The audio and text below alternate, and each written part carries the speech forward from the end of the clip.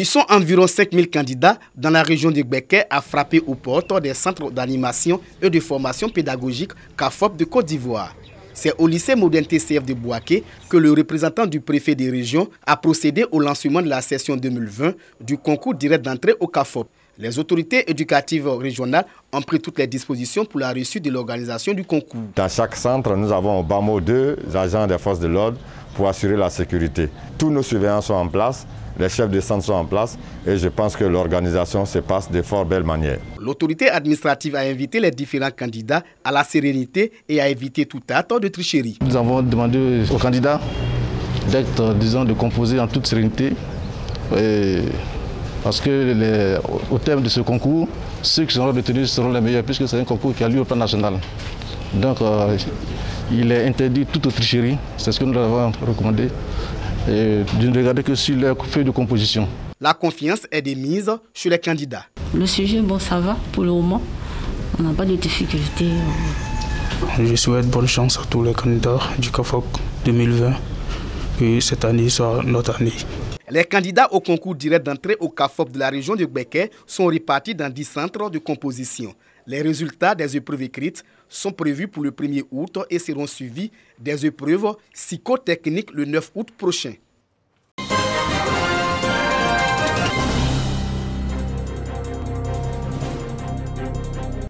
Le missionnaire et les fidèles de la mosquée Ahmadiyya de Bouaké Dar es Salaam répondent favorablement à l'appel du Centre national de transfusion sanguine, appel relatif à la pénurie de sang constatée sur toute l'étendue du territoire ivoirien. Pénurie due à la pandémie à coronavirus, réduisant ainsi le nombre de donneurs. La mission islamique Ahmadiyya de Côte d'Ivoire a donc organisé une vaste campagne de collecte de sang dans ces mosquées. Cette initiative était prise par la mission islamique Ahmadiyya centrale et aujourd'hui dans tout territoire de Côte d'Ivoire, dans chaque grande ville, on est en train d'organiser ces des camps de dons de sang là. Ici à Bouaké aussi également il y a 3 organisations auxiliaires, Khodam Ahmadiyya, Ansarullah et Lajna Imaïla. Ils sont présents pour donner le sang. Vu la pandémie de coronavirus, vraiment le sang est manqué dans les hôpitaux. Ce sont environ 60 poches de sang qui sont collectées pour sauver des vies humaines. Le Coran nous a dit quiconque donne la vie à un être humain, c'est comme il a donné la vie à toute l'humanité. C'est ça qui nous a motivés aujourd'hui d'être donneurs de sang.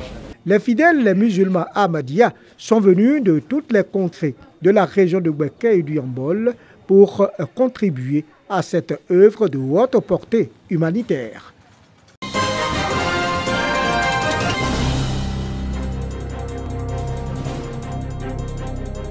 Selon le recensement général de la population et de l'habitat 2014, 77,3% des adolescents et jeunes ont moins de 35 ans.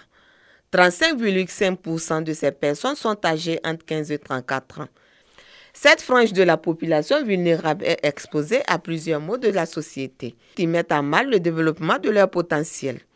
La direction régionale de la promotion de la jeunesse veut améliorer l'expression du potentiel des jeunes en matière de connaissances pratiques et du leadership. Elle a initié une activité de sensibilisation, d'éducation et de formation à leur endroit à Bouaké. Activité dénommée « Protéger le potentiel des jeunes ». Il faut sensibiliser cette jeunesse-là et cela passe vraiment par la connaissance de certaines notions par les jeunes telles que les droits. Les travaux de réflexion auxquels prennent part 35 jeunes portent sur 3 axes, les causeries de groupe, l'animation d'émissions radiodiffusées et la consultation foraine. Les autorités locales et les leaders de jeunesse encouragent l'initiative. Apprendre à nos jeunes à se protéger, apprendre à nos jeunes à connaître leurs droits, apprendre à nos jeunes à mieux se comporter dans la société, la mairie ne pouvait qu'être présente.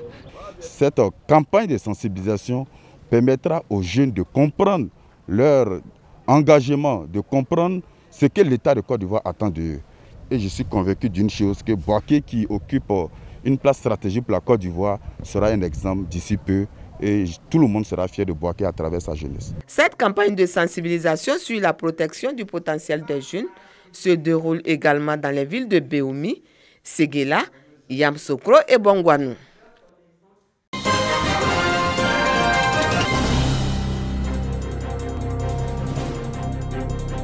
Didier Drogba, ancien capitaine des éléphants de Côte d'Ivoire, citoyen d'honneur de la ville de Bouaké.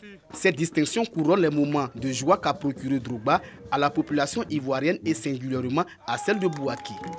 Pour le maire, c'est l'ensemble des populations de Bouaké qui a souhaité cette distinction. Didier Drogba est un fils de Bouaké et un fils chéri par Bouaké. Donc cette distinction de faire de Didier Drogba citoyen d'honneur devrait se faire. Moi, je pense que ça a un peu tardé. C'est arrivé aujourd'hui. C'est une excellente chose. Le nouveau citoyen d'honneur de la ville de Bouaké salue cette distinction. Je suis très fier, très heureux d'avoir été fait citoyen de la ville de Bouaké. Ça conforte ma relation avec cette ville qui est assez particulière. Il faut savoir qu'en 2007, non seulement je suis venu présenter mon ballon d'or aux Ivoiriens ici à Bouaké aussi. Didier Drogba a promis avec sa fondation mener des actions sociales en faveur des populations vulnérables de Bouaké. L'ancien canonnier des éléphants veut aussi contribuer au développement de Bouaké à travers la réalisation d'infrastructures communautaires de base. Didier Drogba a foulé à 2 reprises le sol de Bouaké. Drogba s'est rendu dans la 2e ville de la Côte d'Ivoire pour présenter son trophée Ballon d'Or. Il a également disputé un match de qualification de la Coupe d'Afrique des Nations de football au stade de la Paix de Bouaké.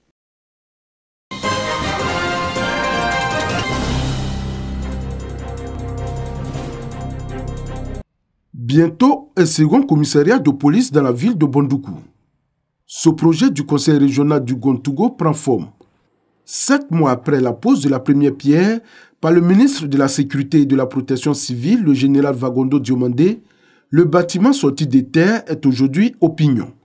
C'est le constat qu'a pu faire le président du conseil régional, Ignace Kwasi Kosonou, qui visitait le chantier en compagnie du commissaire divisionnaire Blaise Boadou Agbonon, préfet de police de Bondoukou. C'est un bâtiment qui fait vraiment notre fierté.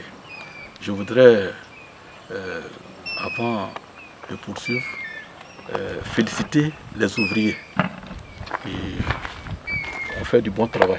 Ce commissariat situé au quartier Zanzan, le plus grand quartier de Bondoukou, vient suppléer le seul commissariat de la ville construit lors des fêtes tournantes de l'indépendance de la Côte d'Ivoire en 1972. Après la visite du second commissariat de Bondoukou, le président du conseil régional du Gontougo a visité également le chantier de construction de la nouvelle brigade de gendarmerie de Tanda, dont les travaux sont achevés.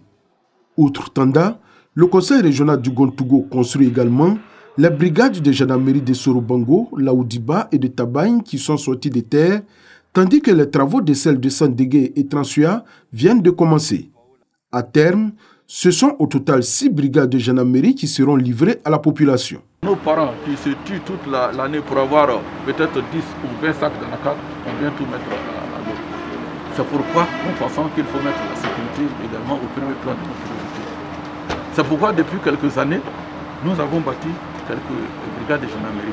Sa visite des terrains s'ouvre sur la première session ordinaire de l'année 2020 du conseil régional du Gontougo qui s'est tenue dans la salle de presse de la préfecture de Bondoukou en présence du préfet des régions Sori Sangaré.